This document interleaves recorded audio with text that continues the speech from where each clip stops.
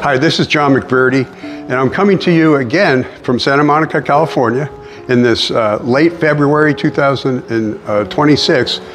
I might have hit 90 degrees yesterday. The weather is just incredible. And we're at the StoryFest 2026, which is sponsored by the Veterans Breakfast Club. And we also had unlikely collaborators sponsoring the event. The mission of the Veterans Breakfast Club is to create communities of listening around veterans and their stories to ensure that the living history will never be forgotten. We believe through our work, people will be connected, educated, healed, and inspired. Their programs include in-person storytelling sessions, weekly podcasts, Zoom sessions, a weekly newsletter, a news bulletin. The VBC magazine, I was featured in it one time. It's a wonderful magazine. And also trips. They've gone to Vietnam, they've gone cross-country, to Civil War routes, and recently they came to Santa Monica, California, and that's where I participated in the event. They graciously invited me to attend this event where they actually bought several hundred copies of my books for me to sign and to give to the veterans. And that was quite an honor. I got to meet all the veterans, their families and all that.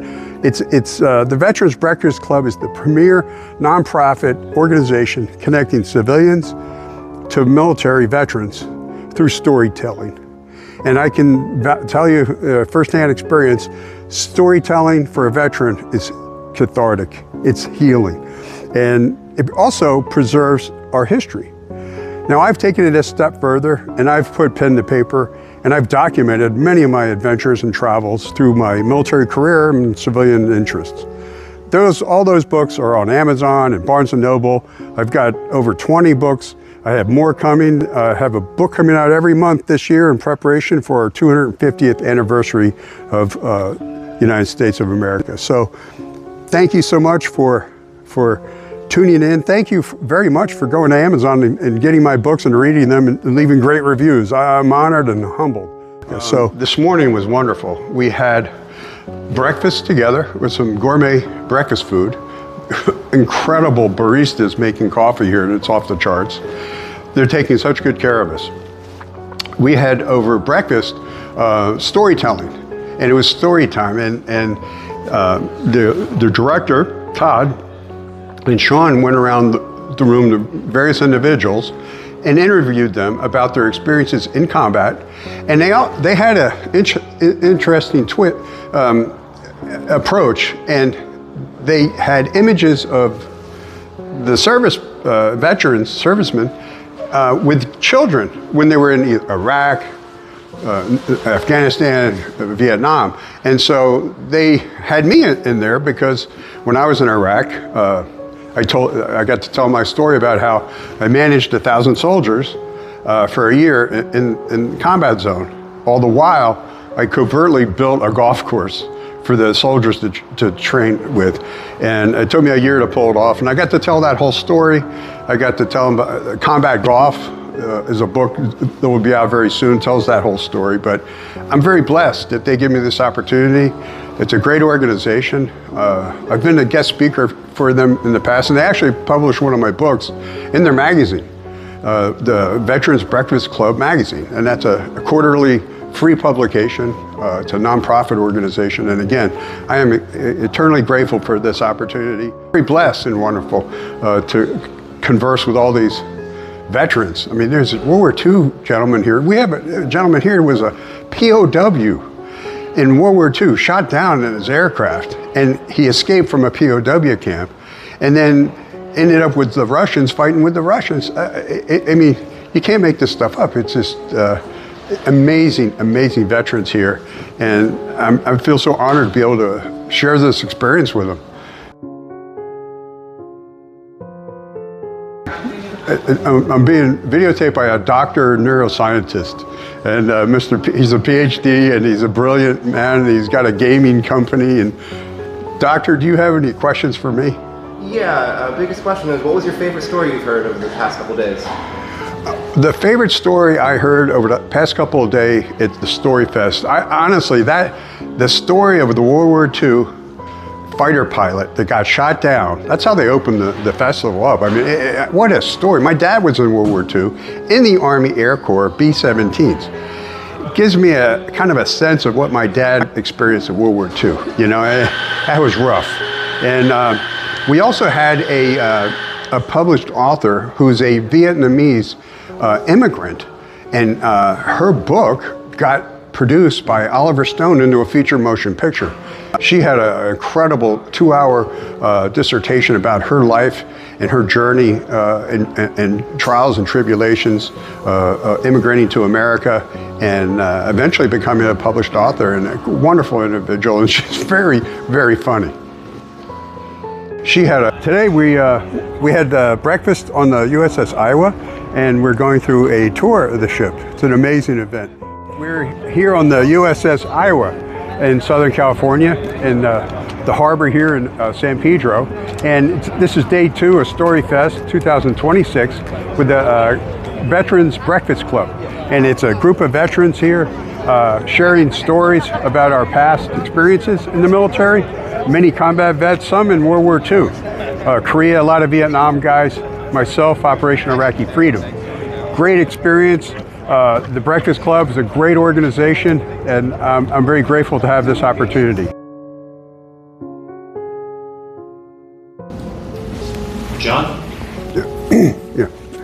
Hi, my name is John McBrearty, and I don't have any questions, just some observations. And the women in the military, you know, growing up, I grew up, Vietnam was going on. I missed Vietnam by a couple of years, thank goodness. But they got me for Iraq. So anyway, I got commissioned from the Marine Corps. And the Marine Corps, every Marine officer has to go to infantry officer basic course. It's called the basic school. And I had, my class, we had a platoon of women that went through with us. And all I can tell you is, you know, for Marine Corps infantry, these women did everything we did. You know, we were in the Quigley, in the mud, the PT test. There was no disparaging, you know, for the women, and they were tough. There was some, we call them women Marine, WMs, that could kick my ass, okay? They were tough, okay? So anyway, that's my second observation is real world combat in Iraq. We couldn't do our mission without the women, okay? I was a battalion commander, battalion XO, and my job was to get my guys home in one piece, okay? In order to do that, I had to foster relations with the Iraqis. I did all the sit-down teas, I did all the politics and stuff we had to do. I couldn't be effective without the women because we had to communicate with the Iraqis, and they had wives, they had daughters and all that. And they're very strict social relations. You can't even look at an Iraqi woman over there, you let alone be in a room with them or talk to them. So we couldn't do our effective job keeping our soldiers safe, the Marines safe, without you. Thank you. Thank you.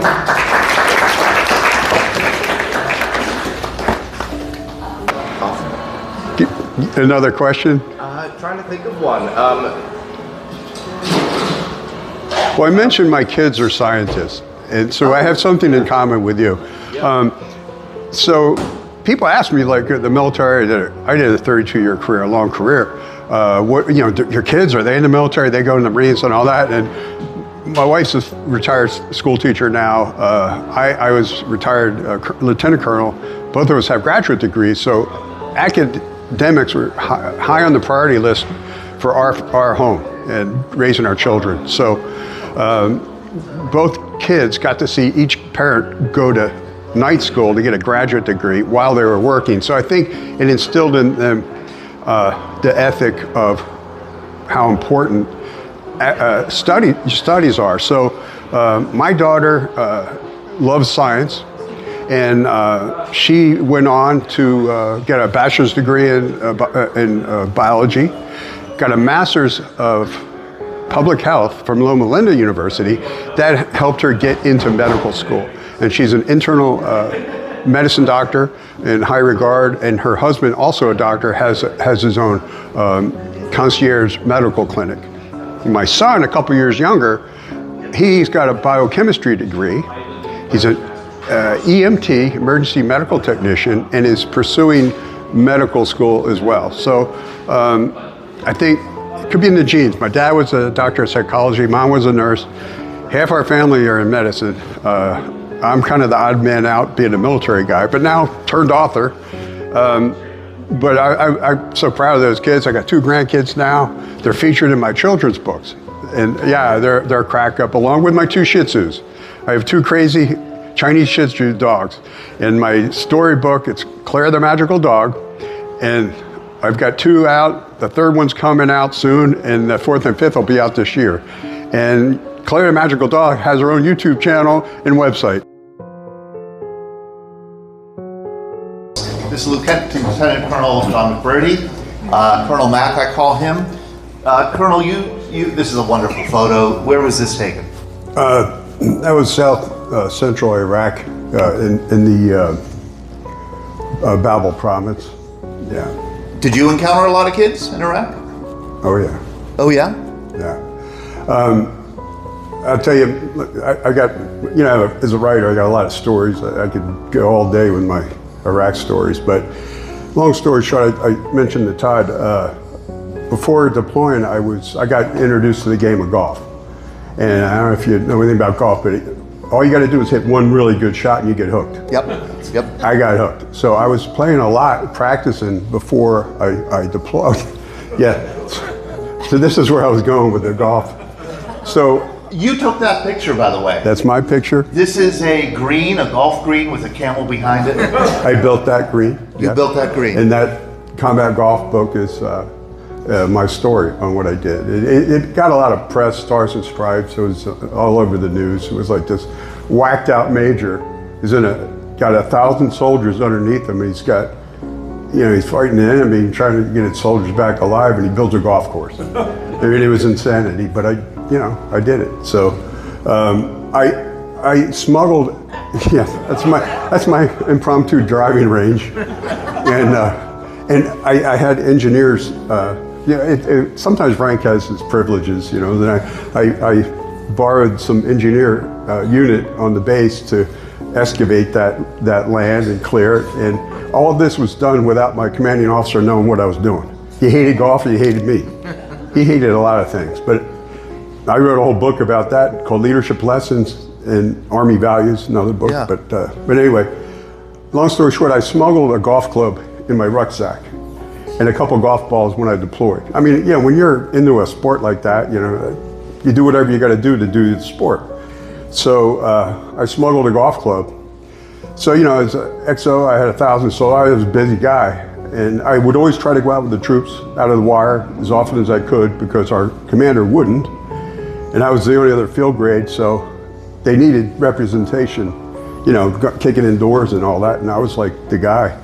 But when I did have a little bit of time, I took that golf club, and we had a GP large, general purpose tent large, and I would chip balls into the tent. And I would be like 20, 30 yards out in my short game, right? Long story short, the Iraqi kids saw me doing this. Because some would come on the post, and then this is right outside our post. Right here was the Smith Gate, and that was our rear entrance to the forward operating base. And I had a machine gun nest right there on Overwatch. So I was fairly safe, but you see, I always had my weapons, okay? So I had Overwatch, so I could go out here and play. And this was a friendly area. We had we called it the Haji Mart, was right over in this direction. So the guy, the Iraq gentleman that owned all that property, he had digs on that Haji Mart, brought in a lot of money for the locals. So these people liked us because we were making them money. And it's funny because the Iraqi kids, they would learn English because it's the language of commerce. They knew that if they learned English, they could get money, they could get little jobs. It's fascinating. So anyway, back to the golf. The kids would see me practicing golf, and then when I got this going, every time I went out there, all the village kids would come out and watch me golf, and then they asked me to teach them. Honestly, I put in my book. You're getting them hooked. Yeah, and I have a whole section of this book about this experience. They treated me like I was Tiger Woods. And I was a weekend golfer. You know, at the time, I wasn't great. I mean, I was under 100, you know, but I wasn't where I am now. But I was a celebrity. I'm serious, but, you know, so I built this golf course. Yeah, I know like the World War II guys, Korea, Vietnam, you guys had it so much rougher than we did. You're probably thinking, this guy's a pansy. He's building a golf course. Yeah. And that's where I would, you know, helicopter shot down, all that. I don't have all those stories to tell, but, you know, I lost 5 guys, you know, and 2 on my watch. So, you know, it wasn't all fun and games. So, but it took me a year to pull off the golf thing. And again, the commander never knew. Nobody knew. Even the camp, we had a mayor's cell. They were Army reservists, and they were all logisticians, and they all pieces of crap. They were not supportive, and we were combat arms. We were armor and infantry, and we were out, you know, out of the wire every day, guarding the whole area, doing patrols, raids, all that. But they didn't. They took care of the cantonment area, and if they knew about my golf thing, they would have shut it down because they just hated us. It was like, oof. And then, so anyway, that's... Well, this wasn't like an 18-hole golf course. Okay, well, it developed, okay? So I went from my little tent, little chipping, to this where I would hire the locals, we call them Hajis. I would hire locals, and this was no expense to the government, it was Mac. You know, and my wife wasn't happy with that because I financed it.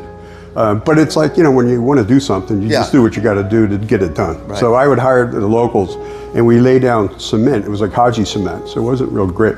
And then I somehow got my hands on AstroTurf. So I made a putting green. And this is right outside the gate.